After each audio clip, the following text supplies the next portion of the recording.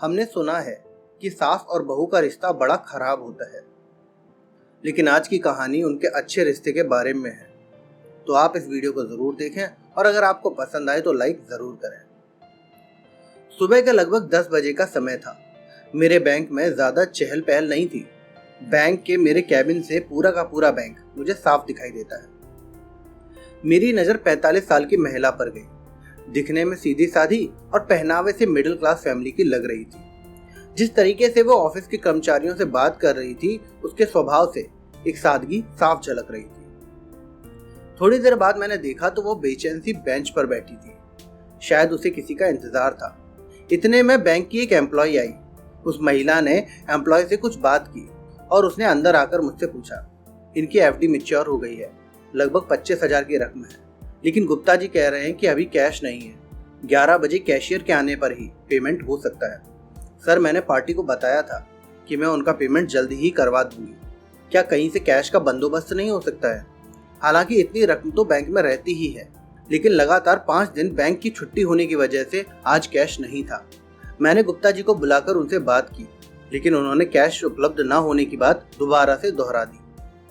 फिर से मैं उस महिला को 11:30 तक इंतजार करने को कहकर अपने काम में बिजी हो गया, क्योंकि बैंक में कैश लाने में भी आधा घंटा तो लगेगा ही। थोड़ी देर बाद मैंने देखा कि एम्प्लॉय तो जा चुकी है और वो महिला बड़ी बेसब्री से कैश लाने वाले लड़के का इंतजार कर रही है। 11:35 को वो महिला लगभग रोते हुए मेरे कैबिन में आकर कहने लगी, सर, मेरी बुढ़िया सास जो 85 साल की है, उनके खाने का समय हो रहा है। मुझे उन्हें समय पर खाना खिलाना होता है। कैश आने में और कितना समय लगेगा?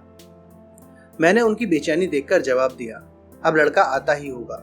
लेकिन उनकी बेचैनी देखकर सहज ही अनुमान लगाया जा सकता था कि उनके लिए एक एक मिनट काटना कितना मुश्किल हो रहा था। मैंने किसी भी बहू को अपनी सास को समय पर खाना खिलाने के लिए इतना उतावला होते पहली बार देखा था। मेरा काम करने में मन नहीं लग रहा था। पूरा ध्यान उस महिला पर ही था। उसकी बेचैनी मुझसे देखी नहीं जा रही थी। सच बताऊं, अगर उस समय मेरे पास पैसे होते तो मैं खुद अपने पैसे देकर उस समय उन्हें रवाना कर देता और कैश आने पर मैं पैसे ले लेता। लेकिन हाय री किस्मत, मेरे पास भी इतने पैसे नहीं थे। मैंने उन्हें बुलाकर कहा, आप यहाँ पर साइन कर दीजिए ताकि कैश आने पर आपका उतना समय बच सके। उसने साइन कर दिए और बेंच पर जाकर बैठ गई। 11:45 हो गए, लेकिन लड़का नहीं आया। अब उसका धैर्य जवाब देने लगा।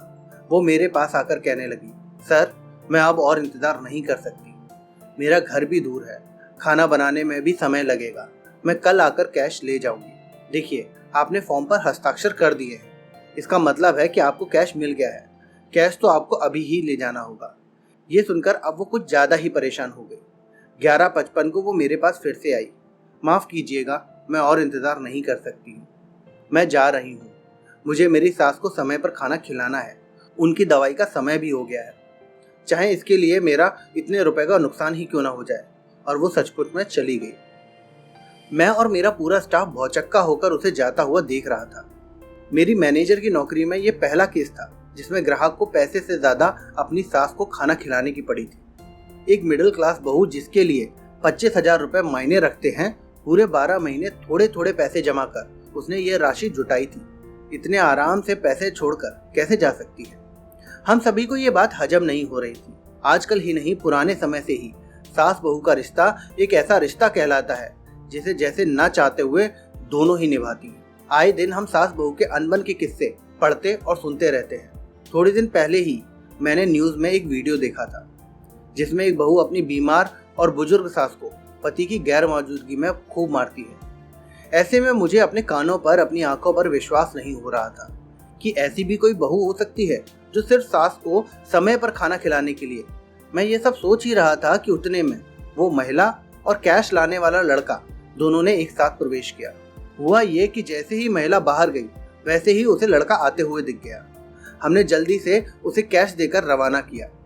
मुझे और मेरे पूरे स्टाफ को ऐसा लग रहा था जैसे हमने उस महिला को कैश सौंपकर बहुत बड़ा काम किया हो। अभी भी जब भी वो घटना याद आती है, तब आंखों देखी घटना होने पर भी विश्वास कर पाना कठिन हो जाता है कि क्या ऐसी भी कोई बहू हो सकती है।